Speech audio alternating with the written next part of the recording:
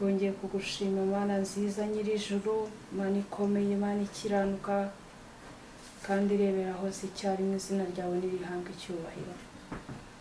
Turagushimiye kuko uri uwera, turagushimiye kuko uri Imana nyamana ishobora byose, itari ikigirwamana.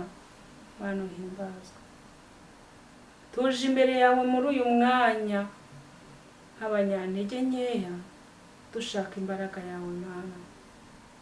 Reka tugushimire yuko ntacyo udakora kugira ngo twereke ko uri kumwe natwe. Natwe muri aka kanya duciye bugufi kugira ngo abe wowe utubere umuyobozi, kandi duciye bugufi cyane tugusaba kugira ngo abatuye isi bose bumve ijwi ryawe, bamenye ko ari wowe uvuga, bamenye ko uri hafi, kandi bamenye ko ugiye kuza. Urakoze rero kuko twumvise, reka byose bibe uko ushaka, uwo ari wowe utubere umuyobozi kugeza ku musozo. Tubisabye mu izina rya Yesu Kristo, amen. Muri uyu mwanya tugiye kuganira ijambo ry'Imana. Imana yemeye yuko tuganira. Mbere yuko tuganira nk'ibisanzwe, muri kumwe na Emertha UKUYEMUYE. Nkaba muri aka kanya nifuje ko twaganira ijambo ry'Imana rifite umutwe w'amagambo uvuga ngo komeza icyufite. Iyo dusomye ijambo ry'Imana tukareba ibiriho, tukareba n'ibyabayeho, ni ukuri buri muntu wese byakagombye kumutera gutekereza cyane, kubera yuko ibyahanuwe byose birimo gusohora n'amaso yacu. Hari ukuntu abantu rero babivuga, bakavuga bati ibyabayeho ibirimo kuba nta gihe bitabayeho kandi bikarangira. Ariko mwarabibonye, ikibi kirimo kugenda gisimburana n'ikindi nk'uko ijambo ry'Imana ribivuga. Ikindi gikurikiyeho, nigeze mbwira abantu turimo kuganira, ndababwira ariko ko muvuga yuko mwavutse bimeze gutyo, bikomeje kumera gutyo, mwigeze mubona akaga nk'ako mubona uko? Bamwe baravuga baterega nta gihe hatabayeho bibi mwebwe mutaravuka, habayeho za ruzagayura mutarabaho, habayeho intambara zinize mutarabaho, ati ibi nta gihe bitabayeho. Ariko mu by'ukuri namwe murebesheje amaso yanyu mwabona ariko biri ibintu byamaze guhinduka. Niyo mpamvu muri aka kanya buri muntu wese agomba gutekereza akavuga ati ese nkwiye gukora iki? Ijambo ry'Imana twereka ko dukwiye guhaguruka, kandi ibyabaye kera bizongera bibeho. Umubwiriza igice cya mbere umurongo wa 9 haravuga ngo ibyabaye nibyo bizongera kubaho, nta gishya munsi y'ijuru. Ndetse n'umubwiriza igice cya 3 umurongo wa 15 naho niko havuga, hatubwira yuko ibyabaye ari byo bizongera kugira gute kubaho. Niyo mpamvu iyo turimo kwiga ijambo ry'Imana, abantu babibona nk'ibisanzwe, bakabibona nk'ibisanzwe, bakavuga batine bari abantu barabwiriza niko byahoze, abandi barakabya. Ariko mbabajije muri aka kanya, kuva imyaka mufite, harimo abanduta, harimo abo tungana n'abo nduta, mwigeze mubona aho umunsi umwe isi yose itangaza ngo nta ndege iri buguruke? Ibyo bintu mwigeze mubibona? Nta muntu wigeze abibona. Niyo mpamvu uyu mwanya ibyo tubona ni ibintu byakagombye kwiteguza buri muntu wese, akavuga ati mbese nkwiye gukora iki? Amahanga ubu ngubu yarahagurutse, arimo ararwanisha intwaro za kirimbuzi, aratinyishanya intwaro za kirimbuzi. Umwe akanga gukoraho kugira ngo undi atamutera, undi akanga gutera kugira ngo undi adahaguruka. Ibyo byose nibyerekana n'ibihe by'iminsi y'imperuka. Yesu yarabivuze, aravuga ati muzumva intambara, muzumva n'impuha zazo. Avuga iby'ibishyitsi, avuga n'ibindi, kandi avuga ko bizaba hamwe na hamwe. Niba uyu munsi wumvise bibaye mu gihugu runaka, ntabwo ushobora gutekereza ko mu cyurimo bitazageramo. Niyo mpamvu nk'abana b'Imana pardon, nk'abana b'Imana natwe dufite intwaro zirimbura umutima w'umunyabyaha ugahinduka uwera. Iyo ntwaro niyo twebwe tugomba kurwanisha nk'abana b'Imana, kandi nizeye yuko buri muntu wese agomba kwitegura muri iki gihe kugira ngo ahaguruke, we kugendera mu magambo y'abantu bakubwira, we kugendera mu byo abandi barimo bavuga. Kuko nigeze soma amagambo mu gitabo cy'Uwifuzwa ibihe byose avuga ngo Yesu Kristo yengeye mu muvure wenyine. Igihe rero kizagera buri muntu wese ageragezwa ari wenyine ku giti cye. Niyo mpamvu umuntu wese akwiye guhaguruka akavuga ati nkwiye guhaguruka aba mu ruhande rw'Imana.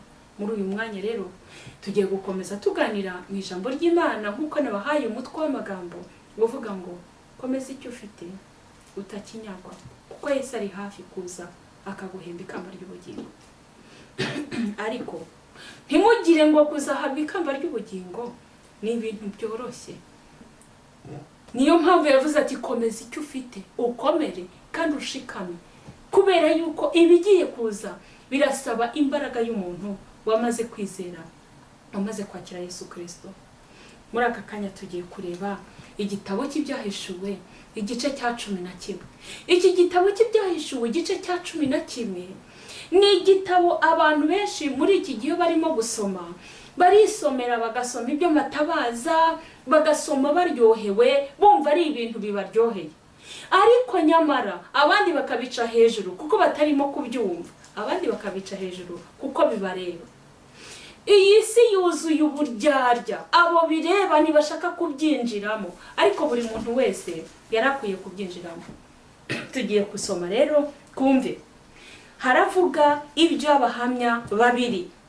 Dutangiye haravuga ngo bampa urubingo rusadutse,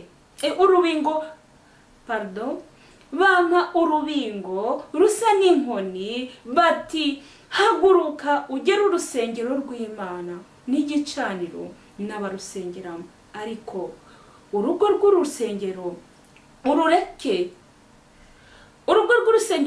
nturugere, kuko rwahawe abanyamahanga, kandi umudugudu wera bazamara amezi 42 bawukandagira. Abahamya banjye babiri nzabaha guhanura, bahanure iminsi 1260 bambaye ibigunira. Abo bahamya nibo biti bya Yelayo, bibiri ni ibitereko by'amatabaza, bibiri bihagarara imbere y'umwami w'isi. Kandi iyo umuntu ashatse kubagirira nabi, umuriro uva mu kanwa ukotsa abanzi babo. Kandi nihagira umuntu ushaka kubagirira nabi, uko niko ukwiriye kwicwa. Bafite ubushobozi bwo gukinga ijuru, haleluya, ngo imvura itagwa mu minsi yo guhanura kwabo, kandi bafite ubushobozi bwo guhindura amazi amaraso no guteza isi ibyago byose uko bashatse. Kandi nibarangiza guhamya kwabo, inyamaswa izazamuka ivuye ikuzimu rwane nabo, ibaneshe, ibice. Intumbi zabo zizarambarara mu nzira nyabagendwa yo mu mudugudu munini, ari wo witwa Sodomu, no muri Egiputa mu mvugo ya mwuka, ari naho umwami wabo yabambwe. Nuko abo mu moko n'imiryango n'indimi n'amahanga bazamara iminsi 3 n'igice bareba intumbi zabo, ntibazazikundira guhambwa mu mva. Abari mu isi bazazishima hejuru, bazazikina ku mubyimba, banezerwe, bohererezanye impano, kuko abo bahanuzi bombi bazabagira bababazaga, kuko abo bahanuzi bombi bababazaga abari mu isi. iyo minsi 3 n'igice ishize umwuka w'ubugingo uva ku Mana winjira muri bo, baherako barahaguruka, ubwoba bwinshi butera ababibonye. Tugarukirije aha, turakomeza dusome hanyuma tuyisoze kuko kirangirira kuri iki gice cya 14. Niyo twageze ahangaha tugejeje, ariko icyo tugiye kuganira, tugiye gusobanura twumve ko ibintu bimeze. Ijambo ry'Imana ritweretse iby'aba bahamya babiri. Ese aba bahamya babiri ni bande? Iyo dusomye tubona yuko abahamya babiri bagereranywa n'imigabane ibiri ya Bibiliya, ariyo sezerano rya kera n'irishya. Bibiliya irimo ubuhanuzi bwemewe nayo, donc Bibiliya ihamya Imana, tuyibonamo Imana kuko tubonamo ibyo Imana yakoze, tukabonamo urukundo yakunze umuntu, tukabona n'ukuntu yaduhaye Yesu Kristo. Haleluya! Nta kintu na kimwe kitari muri Bibiliya ngo umuntu abe yashidikanya ko abo bahamya babiri atari ab'Imana. Niyo mpamvu dusomye ngo ni isezerano rya kera ndetse n'irigize gute n'irishya. Ibyahishuwe igice cya 4 hagaragara 11, ibyahishuwe 11 ku murongo wa 4 hatubwira ibyerekeranye n'ibiti bya Elayo 2 n'ibitereko by'amatabaza 2. Bibiliya niyo tabaza ry'Imana, kuko iyo dusoma muri Zaburi 119 ku murongo wa 105 haravuga ngo Dawidi yaravuze ngo ijambo ryawe ni iki? Ni itabaza ry'ibirenge byawe. Ijambo ryawe ni itabaza ry'ibirenge byanjye. Rero iryo jambo niryo tabaza, nkuko ibyanditswe bitubwira, ndetse no mu Migani igice cya 6 umurongo wa 23 naho hadusobanurira uko ijambo ry'Imana ari itabaza. Ubutumwa bw'abahamya babiri ndetse n'ibiti 2 bya Elayo tubibona muri Ezekiyeli igice cya 4 umurongo wa 1 kugeza ku wa 5, uwa 12 ndetse n'uwa 14, ahavuga ibisobanuro byerekeranye n'iby'amavuta ya Elayo. Herekana uburyo ibyo biti 2 bifitanye isano n'amatabaza. Amatabaza Bibiliya, amavuta agasobanura noneho Mwuka Wera. Naho ibiti 2 bisobanura abahanuzi banditse isezerano rya kera ndetse n'irishya, nk'uko tubibona muri Petero mu rwandiko rwa 2 rwa Petero igice cya 1 umurongo wa 21, aho batubwira ko nta buhanuzi na bumwe bwavuye ku mwana w'umuntu, ahubwo ubuhanuzi bwose bwavuye ku Mana. Bakomeza batubwira ngo ibyahishuwe 11 umurongo wa 6 havuga iby'abakoresheje abakoze ibitangaza bakoresheje iryo jambo. Ahangaha babashije kutubwira uwitwa Eliya na Mose yakoze ibitangaza avukoresha ijambo kuko bari bahangaye Imana, bahangana no gushaka kwica abantu b'Imana mu gihe cyo mu Egiputa. Maze birangiye arategeka inyanja irakama, barambuka. Arategeka mbere yuko inyanja ikama, ibisebe biratera, amaraso araboneka, abantu barapfa, ibintu byinshi. Bakatwereka uburyo ijambo ry'Imana byakoze ibitangaza. Aba bahamya babiri, iyo ushatse kubakoraho, umuriro uva mu kanwa kwabo ukakwica, kuko niko ijambo ry'Imana ryavuze, kuko ryerekanye ibitangaza byakoze, bikerekana Mose ibyo yakoze, bikerekana ndetse na Eliya ibyo yakoze nawe, ko yabujije imvura kugwa kubwuko banze kumvira Imana. Abo bahamya babiri rero bigaragara ko Yeremiya nako mumbabarire Eliya yategekeye mu ijambo, imvura irahagarara. Rero iyo dukomeze gusoma ibyo ngibyo twari tubibonye mu byahishuwe 11 umurongo wa 6, dukomeje rero tubona nanone ngo niko yerekana, donc Bibiliya yerekanaga amakosa yose ya kiliziya n'uburyo umuyobozi wayo yishyize hejuru y'icyitwa Imana cyose, agafata n'amazina yo kwishyira hejuru mu cyimbo cy'Imana. Iyo dusubiye mu mateka tukahera muri 538 nyuma ya Kristo tukageza mu 1798 nyuma ya Kristo, nabwo hapfuye abantu barenga miliyoni 50 zirenga z'abantu, namwe mu byumve, bazize ko banze kwemera ubuyobozi, banze kwemera yuko umuyobozi, umwana w'umuntu, ahinduka Imana. Abo bose barishwe kubwo kunamba kuri bariya bahamya babiri. Niyo mpamvu niba turimo kugenda gutyo, natwe tugomba kubitekerezaho neza. Nubwo bari ubuhanuzi bwabaye kandi ibi bikaba byarasohoye, kandi umubwiriza akaba yatubwiye ngo byabaye nibyo bizongera kugira gute bo turi kumwe, nibyo bizongera kubaho.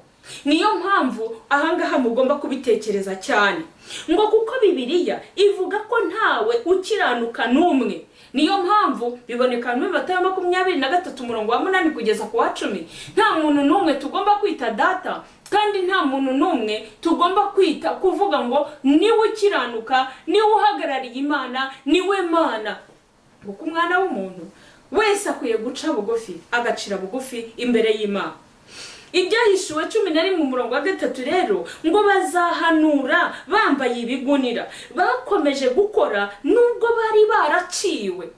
Aba bahamya babiri bakomeje gukora nubwo bari baraciwe, bahanura bambaye ibigunira.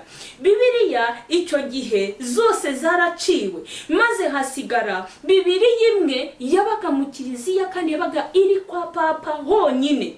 Iyo Bibiliya niyo Ruteri yabonye. Aleluya! Iyo Bibiliya niyo Ruteri yabonye. Amaze kuyibona, arangije agitangiriraho ubugorozi. Nibwo yaciwe, nibwo yahuye n'ingorane, kandi ngo izindi zose zari zamaze gutwikwa, hasigaye iyo ngiyo yonyine niyo bateguriragamo ivanjiri. Kwambara ibigunira rero kwabo bahamya bisobanura kutajya hagaragara, ahubwo igakoresherezwa mu rwihisho. Ni ukuvuga ngo yabaga iri mu rwihisho, ariko abatangiye ubugorozi bo batangira bayifata uko bategura ivanjiri, bakaba ariko bayiga, bituma babasha gutandukana n'ubuyobe. Ngo yahanuye mu minsi 1260.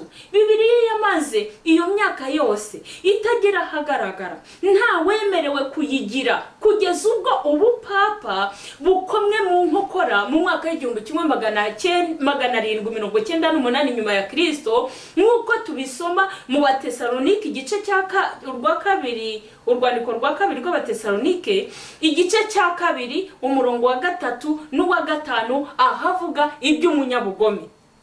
Ibyahishuwe mu gice cya 11 umurongo wa 4 ngo ni ibiti bibiri bya elayo, nk'uko twabisomye haruguru. Elayo twabonye yuko isobanura ndonke ni ibiti bivamo amavuta, kandi ayo mavuta meza, ayo mavuta twabonye yuko agereranywa na Mwuka Wera. Wibuke rero ko Mwuka Wera ari we udufasha gusobanukirwa byose, cyane cyane gutuma tumenya Kristo neza. Haleluya! Yohana gice cya 16 umurongo wa 8 n'uwa 11 kugeza kwa 11, na Matayo 10 n'uwa 10 umurongo, na Matayo igice cya 10 umurongo wa 10 kugeza no kwa 19 kugeza kuri 20, havuga ko Mwuka Wera ari we wibutsa abantu, kandi no mu kaga Mwuka Wera azibutsa abantu ibyo batabashije kuvuga, ibyo bari barize bakaba barabyibagiwe kubera kaga n'ingorane bazaba barimo, ariko Mwuka Wera akazaba azabibutsa. Ngo ni ibitereko, hagakomeza havuga ngo ni ibitereko by'amatabaza bibiri.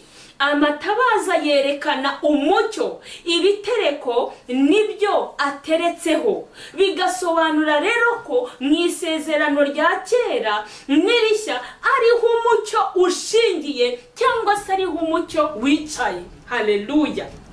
mu gihe tugendeye muri ayo matabaza. Iyo tugendeye muri ayo matabaza rero n'ibitereko byayo niho tutazayoba, n'umucyo umurikira inzira zacu. Imana yacu ihabwa icyubahiro. Amen. Ngo bahagarara imbere y'umwami w'isi. Bishatse kuvuga ko abo bahamya bombi bahagarara batajegajega mu isi iyobowe n'umutware w'ikibi ari we Satani, kuko Satani yamaze kwigarurira iyi si, ariko bo ntabwo bamutinya, ahubwo bahagarara imbere y'uwo mutware w'isi. Maze ngo umuriro uva mu kanwa kabo ukotsa abanzi babo. Iyo hagize uhangara, umuriro uva mu kanwa kabo ugatwika iki? Abanzi babo.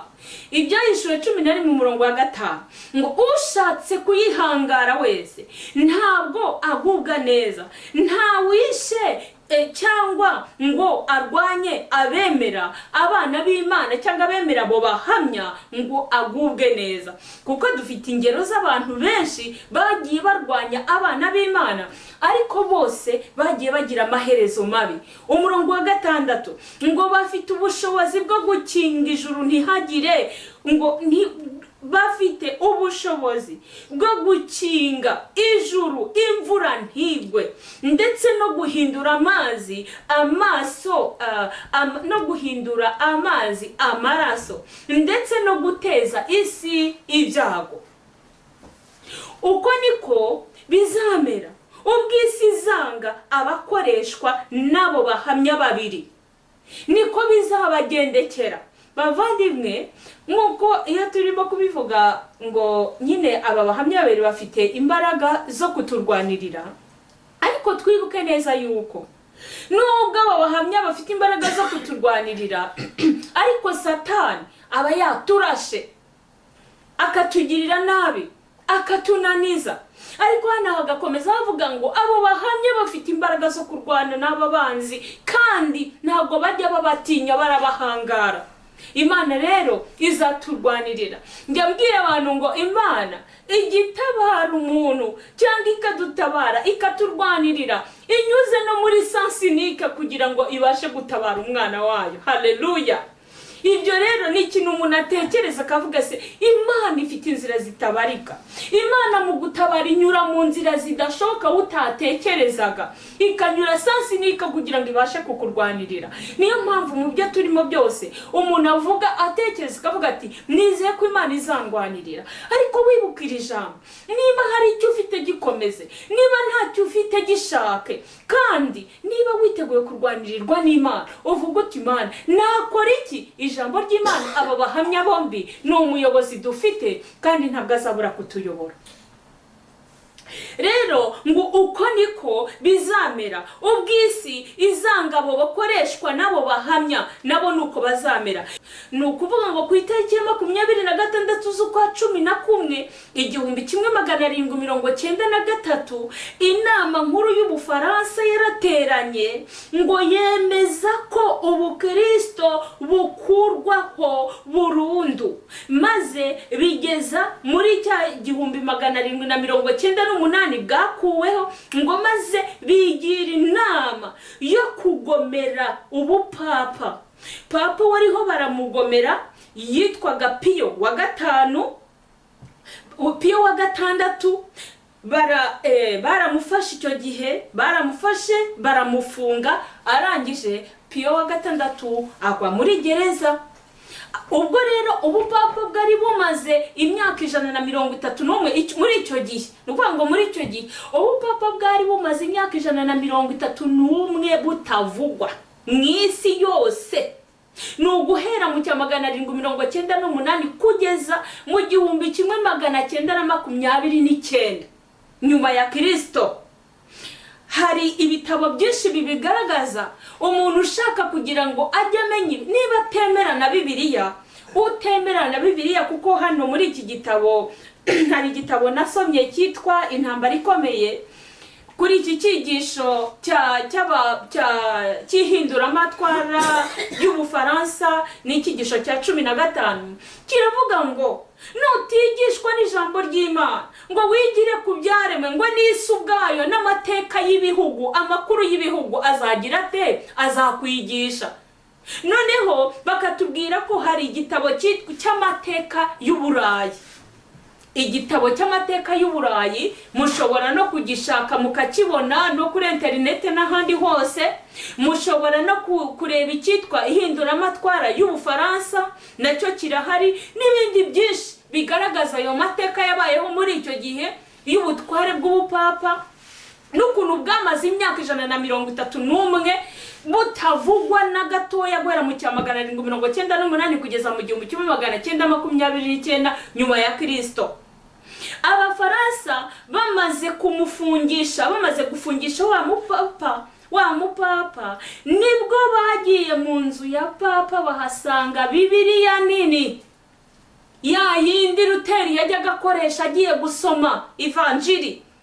Ntibabitinzeho ahubwo bahise bafata ya Bibiliya barayibamba bayibohesha iminyururu irinda ihashirira ikimanitse hagati mu murwa w'Ubufaransa. Mwumve nawe ibyo bintu mugomba kubishaka kuko bibatera gutekereza mukareba ibyakozwe icyo gihe.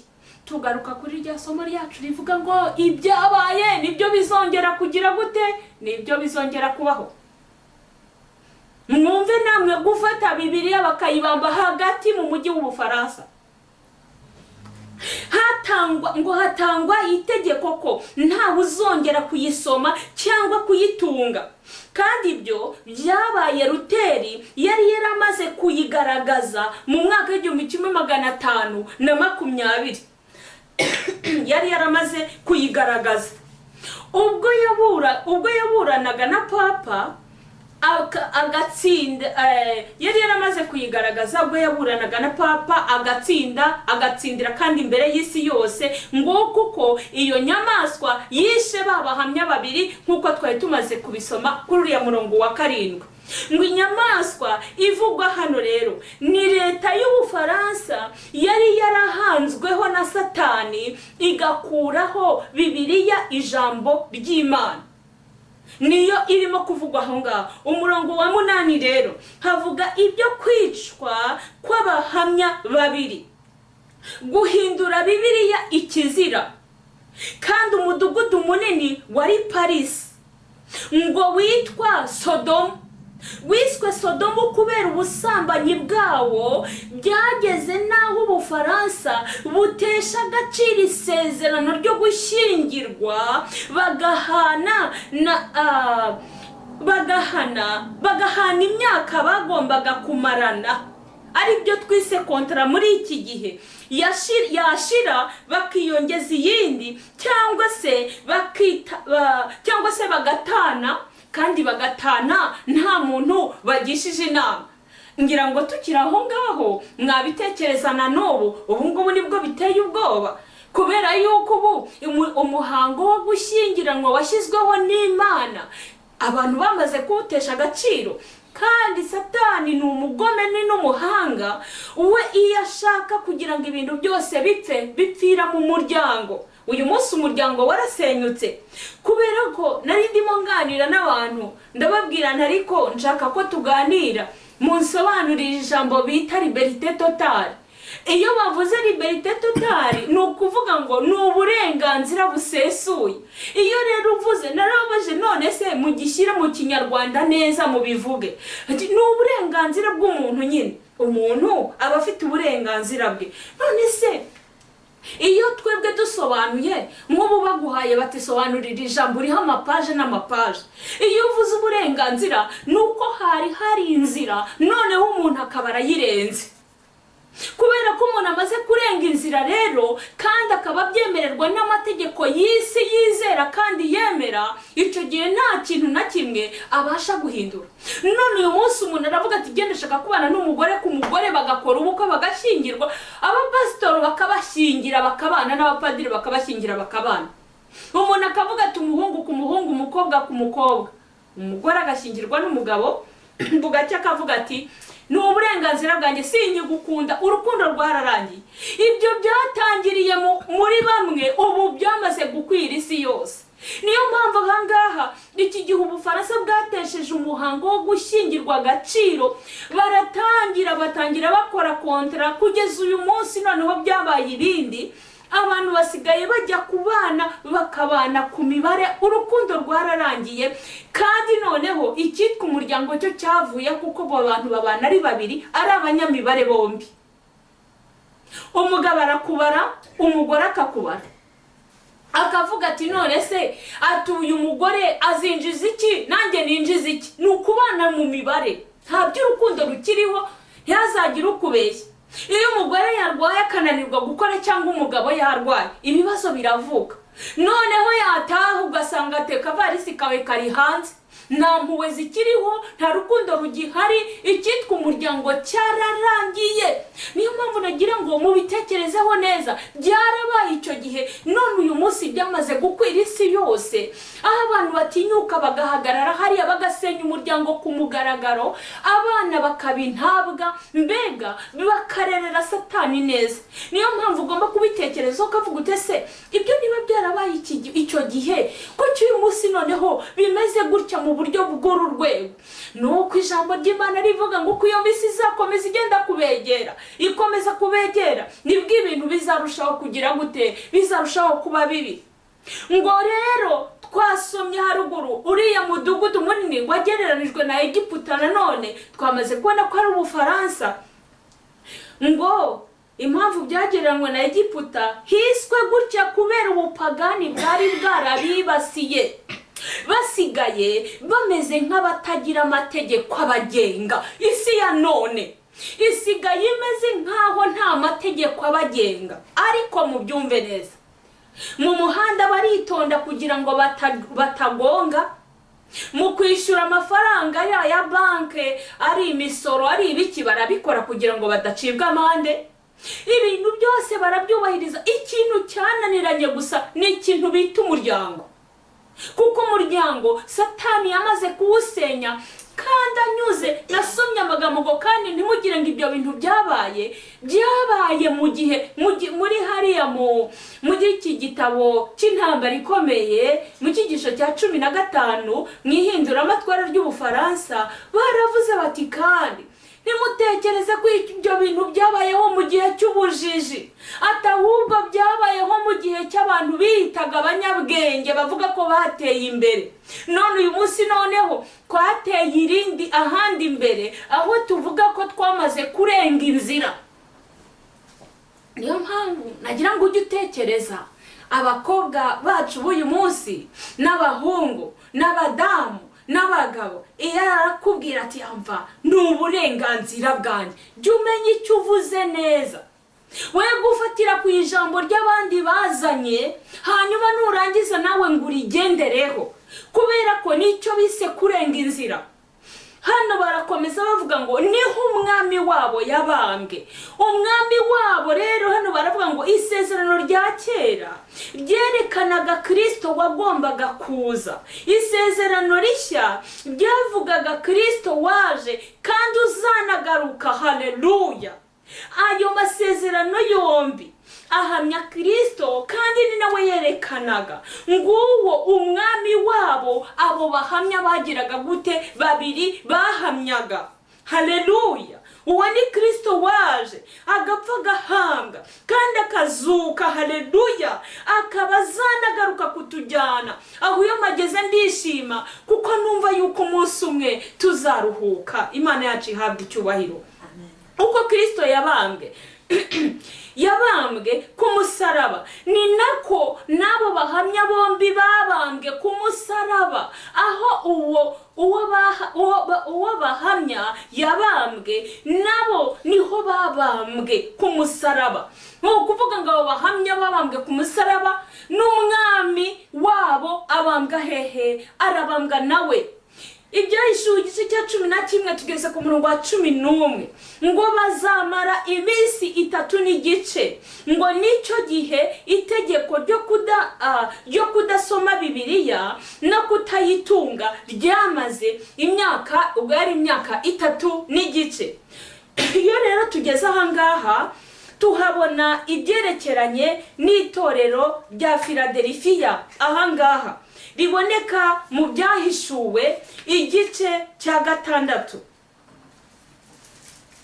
Ni igice cya 3. Ni igice cya 3, mumbabarire, ni igice cya 3 ahaboneka ahavuga ibyo amatorero 7. Iyo dusomye ubusobanuro bw'iyi Filadelifiya muri iki gihe, ubusobanuro bw'itorero ry'i Filadelifiya ubundi ni urukundo rwa kivandimwe cyangwa se urukundo rwa bene data. Filosi bivuga urukundo, Adelifosi bikavuga mwene data. Filadelifiya yatangiye mu 1833 ubwo ibimenyetso byerekana kugaruka kwa Kristo byari bitangiye kugaragara, bituma abantu batangira gucukumbura muri Bibiliya. Maze gahoro gahoro batangira mbega kuvumbura ukuri kwari kwaribagiranye.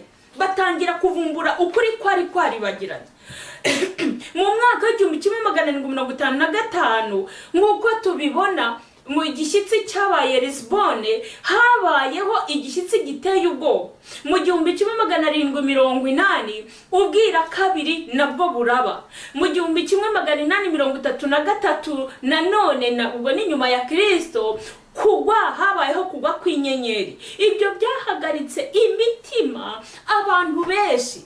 Ariko nararebye mbona ndimo gusoma ndeba ukuntu abantu bahagaritse imitima aho kugira ngo baniyeze, ahubwo ubwoba burenga imitima yabo. Nta kindi Satani abashaka, abagira ngo yihebeshe abantu be kumenya ikigenderewe n'igikurikiyeho, kuko Imana yari yarababwiye iby'ibimenyetso bizaba kandi bagombaga kwitegura.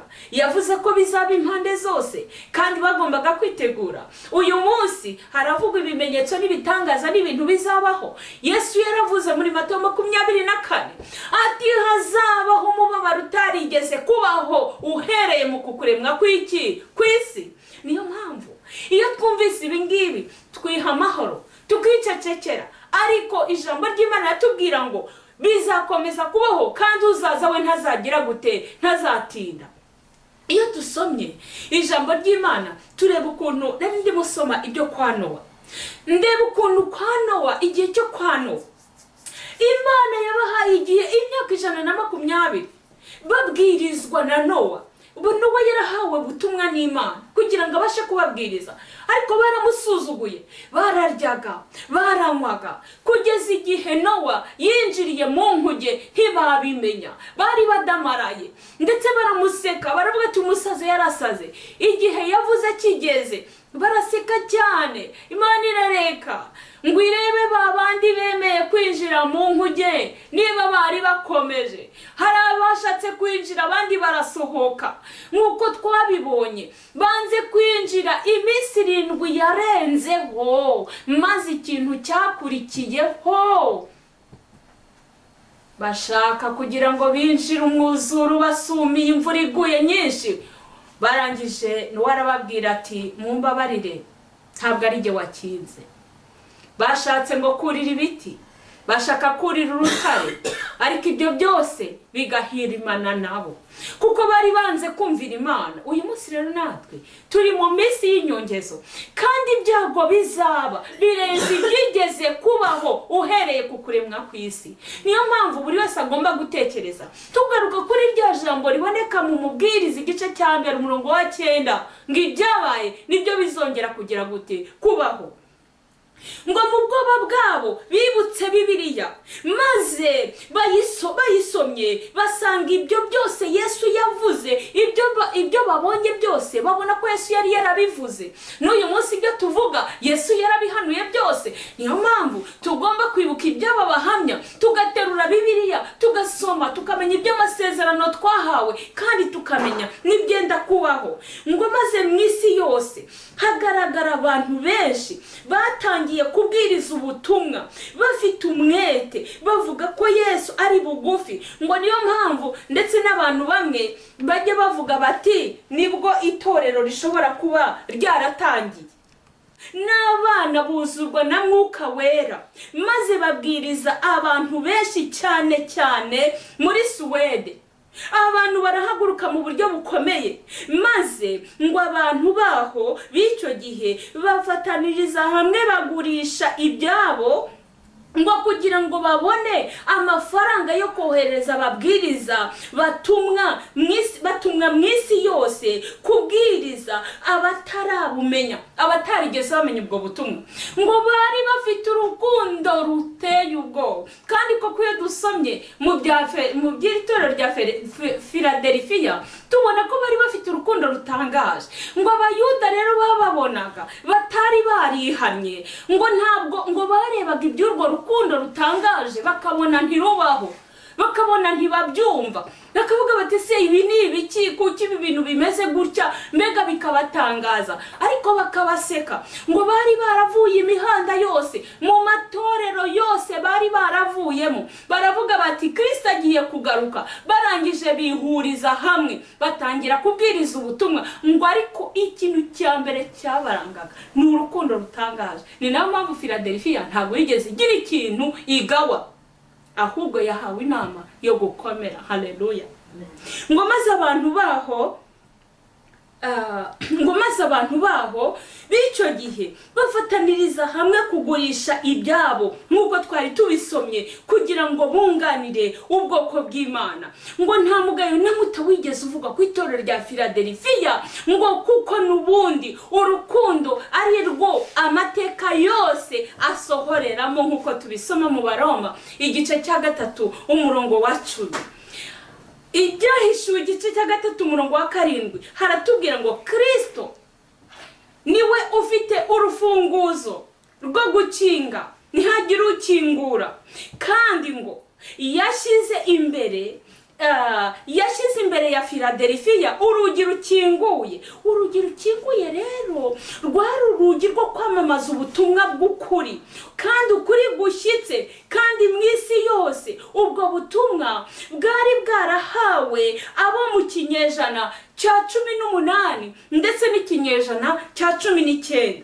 Gereranya urwo rugi n'aya masomo aboneka mu Bakolosayi igice cya 4 umurongo wa 3 ahavuga ibyerekeranye n'ubwiru bwa Kristo n'urugi rukinguye. Murebe aya masomo uko avuga. Rwa mbere rw'Abakorinto 16 umurongo wa 8 n'uwa 9, n'urwa kabiri urwandiko rwa kabiri rw'Abakorinto gice cya 2 umurongo wa 12 ahavuga gukingurirwa urugi rw'ubutumwa bwiza.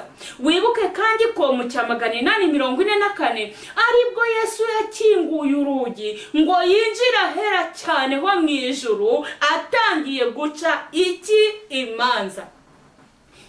Nanone ibyeshuwe 3:8 haravuga ngo ufite imbaraga,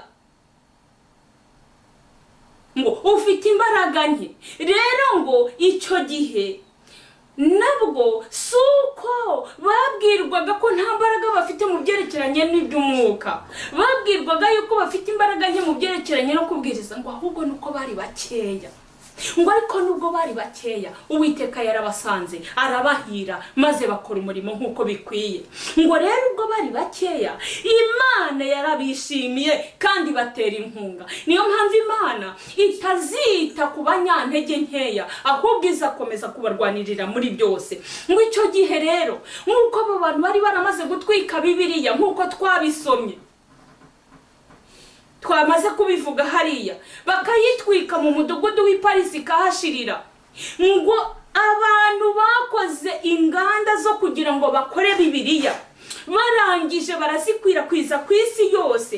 Nk'uko baratubwira ngo itorero rya Simuruna ngo kubw'ubukene bwabo barahamagurutse baramamaza iry'Ituwatira ngo nubwo bari bake ariko ntibadohotse. Irya Philadelphia rero ngo nubwo bari bafite imbaraga nkeya mu Byahishwe 3:8 ariko Imana yabanye nabo. Ubwinshi bw'abantu ntabwo ari bw'Imana ireba. Inyubako runaka, ubwiza runaka, ikintu runaka, Imana ireba umutima ufite wo kuyikorera no kuyivugira no kwemera ko urugi rwakinguye kubwo kuyihamya.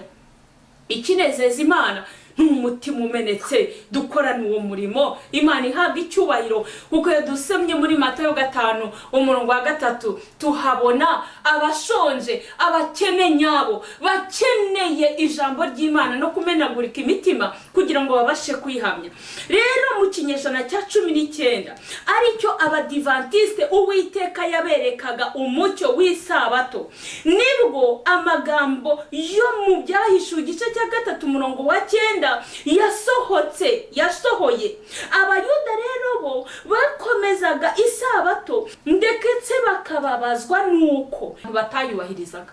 Bakavuga batariko ni gute aba bantu babwiriza ubutumwa kandi batubahiriza isabato? Babaca intege, barabazengereza. Maze Yesu yibuka abayuda, aravuga arababwira ati, abwira abana be ati, nyaboneka abo bantu biyita abayuda atari bo barabakoba, Imana irahagoboka. Bari barabazengereje, bakajya babatuka, bakajya babakoba, bakababwira bati mwebwe ibyo muvuga ntamubazi. Imana ntishobora kubumvira mutazi isabato. Ariko Imana irahagoboka, irangije irabiyereka. Imaze kubiyereka ibabwira uko bagomba gukora umurimo. Maze iyo dusomye ku 3:11 Byahishwe 3:11 haravuga ngo Yesu yahise ababwira ati, dore ndaza vuba nzanye ingororano kandi kugira ngo ngororere buri muntu wese ibyo yagize gute, ibyihwanye n'ibyo yakoze. Arangije aravuga ati, mva rero ngaho mukomere, nyaboneka muramenye hatagira umuntu ubatwara ikamba ryanyu. Ati, ndaza vuba, komeza icyufite, hatagira ugutwara ikamba ryawe. 3:13 ngo kandi ibabwira ko utsinda azagirwa ukomeye mu bwami bw'Imana. Imana yabashimiye kubwo kudacika intege, bayibereye inkoramutima.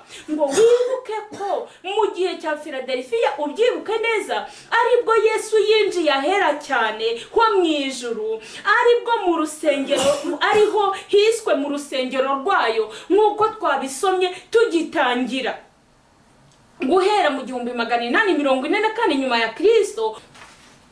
Ubwo itorero rya Philadelphia ryarangiraga, imitima ya benshi niho yari yerekeye mu rusengero rwera, yari yerekeye ahera cyane. Bibukaga ko urubanza rwabo mu isi rwari rutangiye, maze umurimo urakomeza. Aha rero baratubwira ngo batubwiye noneho ngo ubwo nibwo muri icyo gihe Napoleon yabonye Bibiliya zisutse kandi atazi ahantu ziturutse, ngo biramucanga. Avuga ko bigoye kurwanya abantu b'Imana. Yarabirebye bimutera ubwoba, abona kurwanya abantu b'Imana bikomeye, abona Bibiliya zirisutse kuko bakoreraga hamwe kandi bakorera mu rukundo. Ngo ahita avuga ngo buri wese ajye mu idini ashaka. Iyo myaka 3 n'igice yarangiye mu mwaka w'1802 nyuma ya Kristo nyine. Muri uwo mwaka havuka inganda zikora Bibiliya, habaho kuzisakaza mu isi yose, kandi bari bayitwitse bazi ko itazongera kugaruka. uruganda rwa mbere rwari rw'Abongereza ndetse urwa kabiri narwo rwarubonetse muri Amerika mu cya 816. Nguko uko guhaguruka kw'abahamya babiri, kuzuka kwabo kuva icyo gihe Bibiliya yarazutse koko ikwirakwizo hose kwisi, hafi ya hose.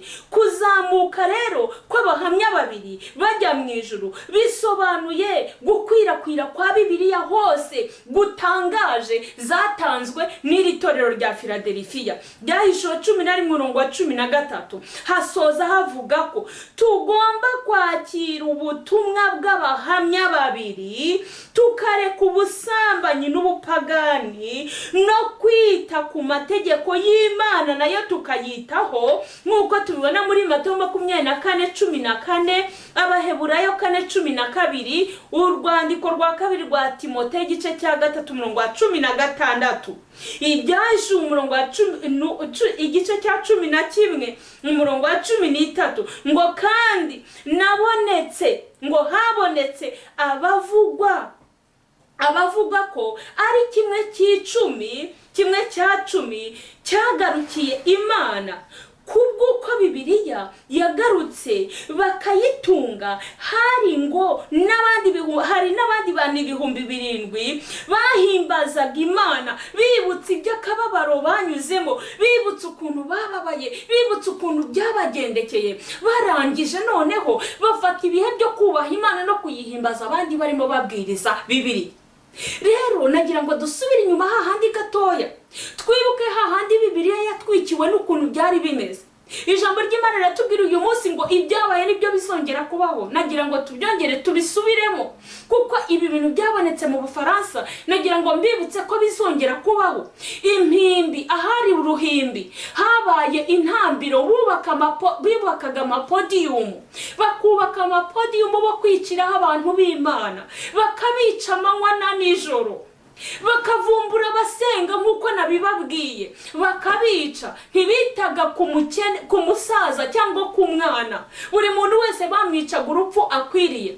Kandi batoranije babwiriza ibihwanye n'ibyo bashaka by'ubupagani, barangiza bakavuga ibihwanye n'ibyo bashaka, ariko abahamya babiri bo baragatsindagira, baratsikamirwa, babwiriza bihishe. Niyo mpamvu uyu munsi nagira ngo mubitekerezeho, nk'uko nababwiye ngo ibyabaye nibyo bizongera kwaho. N'uyu munsi umuntu uhagaze akavuga ukuri kw'Imana nk'uko kuri, uyu muntu ntashobora kwemerwa, ahubwo baramuca, ahubwo bamugira igicibwa, ahubwo bamuhimba amazina, ahubwo bamwita ibindi bintu, bakamushungera. Aha baravuze ngo icyo gihe abana b'Imana bicwaga, abandi bohererezanyaga impano, bari mu minsi mikuru. Baje gufata n'igihe bafata ngo umukobwa wari inkozi y'ibibi, w'umukinnyi w'amafilimi y'urukozasoni, baramwambika, baramutwikira, bamuzengurutsa mu mujyi wose wa Paris, baramuzengurutsa, bamwita Imana, bavuga ko ari Imana yabo. Iyo Mana barangije bamwita Imana bitekerezo, bari bamutwikiriye, abantu baramuramya. Barangije bamugeza aho ku ruhimbi, aho bavugiraga Imana, noneho baramutwikurura. Abantu bamaze kumutwikurura, babona ni wa mugore ukina amafilimi, barumirwa. Ariko abantu bazima baratinyuka, baravuga ngo tugomba gusenga Imana bitekerezo. Icyo hatubwira, hatwereka ko ahantu hose ubupapa bugeze, ibintu byahindukaga bibi, ibintu bikaba ibindi. Aho ubupapa bwageraga, ikibazo cyabaga kivutse, aho abantu bivangaga na leta, kirazira kw'iby'Imana bivangwa na leta. Yesu nawe yaravuze ati ibya Kayisari mu bihe Kayisari, kandi n'iby'Imana mu bihe Imana. Umuntu yaravuze ngo iyo ushaka umuntu umutuma ku nshuti ye, namwe mu bitekereze. Umuntu yashaka kukwica akugenzesha uwo azi wakubona neza. Iyo turebye ukuntu uyu munsi inama zikorwa, n'inama zagiye zikorwa mu minsi yose yatambutse, uyu munsi natangaye ubwo nasomaga ibintu byinshi, mbona inama zabaye muri 2014 abantu batigeze bamenya, mbona inama zagiye zibaza ubwiyunge, z'amahoro z'amahoro zo kugira ngo babashe kubwira abandi bantu basengana bose baba umuntu umwe. Kandi ibyo ntibyashoboka. Ni nko gufata urwondo ukarushyira ukavuga ngo ugiye kuruhoma ku cyuma, ntabwo byabaho. Icyo gihe byari ibintu biteye akaga. Ibaze nawe kwica abantu mwarangiza mukohererezanya impano. Ibaze nawe gufata umuntu ukina amafilimi mukamufata mukajya kumusenga ngo ni Imana bitekerezo, baramubonye barumirwa. Ibaze gukuraho isezerano ry'umuryango Imana yashyizeho. Ibyo byari bimaze kurangira. Niyo mpamvu buri muntu wese agomba guhagarara ku giti cye, kuko akaga tugiye kujyamo, akarengane tugiye kubamo ni ibintu biteye ubwoba. Kandi bazakuremera ibyaha ku buryo uzakubona wese azabona yuko ukwiriye gupfa, ukwiriye kwicwa. Niyo mpamvu uyu munsi ijambo ry'Imana riravuga ngo umuntu wari we wese uyu munsi, iyo tuvuze itorero ntabwo tuba tuvuze amazu, ntabwo tuba tuvuze iki, tuba tuvuze abantu bakurikiye Imana nk'uko biri, bakagendera mu ijambo ry'Imana uko riri, bakitandukanya n'imihango n'ikibi n'igisa nacyo, barangiza bakavuga bati ubu dukwiriye guhagarara mu mwanya dukwiye kubamo, hanyuma tukagendera mu ijambo ry'Imana nk'uko riri. Aba bahamya babiri rero barahanuye, n'uyu munsi baracyavuga, ariko abantu ntibashaka ko bavuga nk'uko biri. Ariko nagira ngo mbabwire, twabirenzaho twagira gute, ni hahandi aba bahamya bazakomeza guhamya, kuko uwo bahamya we aracyari muzima kandi arimo aratureberera. Yesu agiye kuza, ibyaduka ni byinshi, ibintu bimeze nabi. Ejo nabonye hari ahantu akazuba kari kavuye, ngiye kubona mbona aho hantu tunyura, ngiye kubona mbona abasore babiri, abantu ku kazuba iyo kavuye ukuntu bicaye bakajya ku murongo benshi banezerewe, ahantu hari amazi, nuko bishimye. Maze umuhungu arahaguruka avuga imitoma myinshi cyane, ayibwira undi muhungu mu Cyongereza, amuha imitoma, arahagarara, undi nawe amuha imitoma mu Cyongereza. Ndavuga nti reka mbabwire, uyu munsi n'uwaba ari impumyi yareba, n'uwaba ari impumyi yakabakaba akamenya ibintu birimo kuba. Ibyo byose rero turabibona, tukamera nk'abigihe cyo kwa Nowa, bararyaga baranywaga kugeza igihe Nowa yinjiriye mu nkuge, ntibagira gute, ntibabimenya. Niyo mpamvu nta muntu ukwiye kuburana n'ijambo ry'Imana. Ubu tukwiye kuba abayoboke b'iri jambo gusa, tukayoborwa na Bibiliya, tugahaguruka tugahamya, tukaba abakobwa n'abahungu bubaha Imana. Nta kindi kintu gishobora kubasha gutuma twajya mu murongo w'Imana. Kandi reka nkubwire, nubwo Yesu yahatinda, nubwo mbibona ko ari hafi, nagira ngo mbibutse neza yuko n'umunsi wawe wagera ukava mu mubiri. Kandi bitwugarije ni byinshi. Uyu munsi abantu bafite ubwoba, ariko bari muri Kristo baravuga bati naho twapfa ni ukuri tuzazuka. Haleluya. Niyo mpamvu uyu munsi ugomba guhinduka undi muntu, ugatekereza ukavuga uti si none nkwiye gukora iki.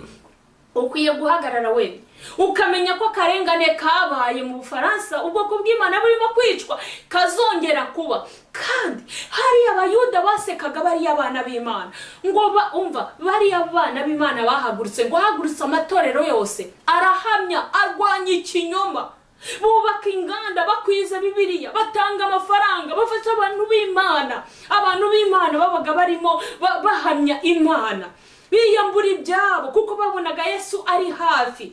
Ariko bagiye kubona Yesu, babona avuye ahera ajya ahera cyane. Aho habayemo ikindi kibazo gikomeye, babwiwe icyabaye. Ibyo rero byabaye ikintu gikomeye, abirirwa bahakana iby'Imana yavuze bya Bibiliya by'umwuka w'ubuhanuzi bakabihakana.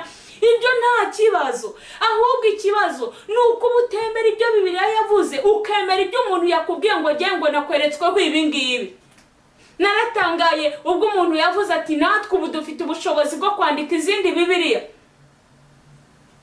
Naratangaye umuntu yavuze mubwiye ni ubigikwiriye ni ukubaha Imana no gusenga, ati nta gihe natagiyewe mukirirwa njya gusenga, ati ibyo ntimukarindagire mujye mushaka amafaranga, ati kinaniye Imana utuma amafaranga, ataho Imana itagera utuma amafaranga. ariko nagira ngo mbibutse neza yuko ushobora kurwara amafaranga ntagire icyo akumarira, ushobora kugera mu kaga aho waba wifungiranye mu nzu ya mafaranga ntagire icyo akumarira, ushobora kugira ibibazo y'amafaranga noneho ukanayakoresha gushiraho, ushobora kugira ikibazo n'umujura akakwiba akayakumaraho, n'ibindi byinshi cyane. Niyo mpamvu ibyiringiro byacu bigomba kuba mu Mana. Bavandimwe rero, muntu wakurikiye iki cyigisho nubwo cyagiye kivuga ibintu bimwe abantu badashaka kumva, ariko nagira ngo mbabwire ngo akaga kakorewe abana b'Imana kazongera kabe. Ibyanditswe biravuga ngo ubu ngubu ibihugu by'ubupapa bwa kera ari byo by'Uburayi bizishyira hamwe birenganya abana b'Imana, kandi bizafatanya na Amerika kugira ngo birenganye abana b'Imana. Amerika niyo yagereranijwe n'iki n'ubuprotestanti bwa kera, ariko bukiriho. Niyo mpamvu uyu mwanya buri muntu wese agomba gutekereza akavuga ati ariko se nkwiye gukora iki ko nkwiriye guhaguruka? Abandi barahagurutse. Iyo ubona ibintu biri kuba ntabwo ushobora kwihangana, ahubwo ugomba kuvuga ngo mbese Yesu yavuze ngo iki? Abaheburayo isomo nkunda cyane mu gice cya 10 umurongo wa 36 na 37 haravuga ngo haracyasigaye igihe gito cyane kandi uzaza ntabwo azatinda. Niyo mpamvu ugomba gukomeza icyo wahawe kugira ngo hatagira ukwambura ikamba ryawe. Ndasabira umuntu wese muri uyu mwanya waduteze amatwi wumvise iri jambo, naho ryaba rimwe, naho waba utekereza cyane. Ubu uyu mwanya ibitekerezo biri mu bantu bari gutekereza ngo Uburusiya buzarasa igisasu, ngo Ubufaransa buzarasa, ngo Amerika izarasa, ngo abanaba bazarasa. Nta yandi makuru barimo kuganira. Nimwicare muganira amakuru y'i Yerusalemu. Abari muri politike bari mu byabo kandi bari gusohoza ubuhanuzi. Namwe nimujye ku mavi hanyuma mutegereze icyo Yesu yababwiye kugira ngo tukigundire. Niyo mpamvu muri aka kanya mbwira umuntu wese wadukurikiye ngo yisubireho, yisuzume, ajye ku mavi. Ubwo abandi bari mu byabo, nawe wicare ujye ku mavi. Wumva icyo Yesu akubwira, umutega amatwi. Yiteguye kukubwira, yiteguye kugufasha, yiteguye kugutabara. Niwe wenyine ubu ngubu ufite ububasha, niwe ufite intwaro irutiye abandi, kandi nta ntwaro irutiye ingiyi. Iyo umuntu yayigize araryama agasinzira mu gihe abandi babuze ibitotsi, yabuze icyo kurya agashima Imana, Imana ikamugaburira mu buryo atazi. Imana itugirire neza kandi dutabare buri muntu wese ku giti cye, nuko nababwiye ko igihe kigomba kugira buri muntu wese akabukwe nta wundi muntu bari kumwe. Umugabo wawe wagusomeraga Bibiliya ntawe uzaba uhari, umugore wawe, abana bawe, buri muntu wese azaba hari ku giti cye. Niyo mpamvu uyu munsi nigeze kumva amagambo avuga ngo abantu n'abadasenga bazifuza yuko Yesu aza kandi batiteguye kumwakira kugira ngo ibintu birangire gusa. Abiyahura babaye benshi, abantu rwose bayobye inzira, ariko ubu uri ku birenge bya Yesu Uwiteka azamuyobora. Nicyo sabira buri muntu wese ngo yigire ku birenge bya Yesu, wa wundi wapfuye akazuka. N'uyu munsi yiteguye kugufasha kandi uzamubona niwinjira muri iri jambo, azakubera umuyobozi, nta muntu uzakurindagiza. Nibyo ngusabira mu izina rya Yesu, amen. Turagushimye Mana nziza, turagushimye Mana ikomeye, turagushimye Mana ikiranuka, turagushimye Mana ivuga bikabategeka bigakomera. Turagushimye mugabo w'amahanga, turagushimye kuko utari ikigirwa Mana uhimbazwa. Ndagushimiye muri aka kanya, ndagushimiye kubw'umwuka uduhaye tukaba tubashije kuvuga iri jambo. Ndagusabye ngo Mwuka wera abane n'imitima yacu, kandi uduhe kugenda nk'abanyabwenge. Umwanzi atsindwe Mana, utsinde kuko uri Imana. Tubisabye mu izina ryawe Yesu Kristo, amen.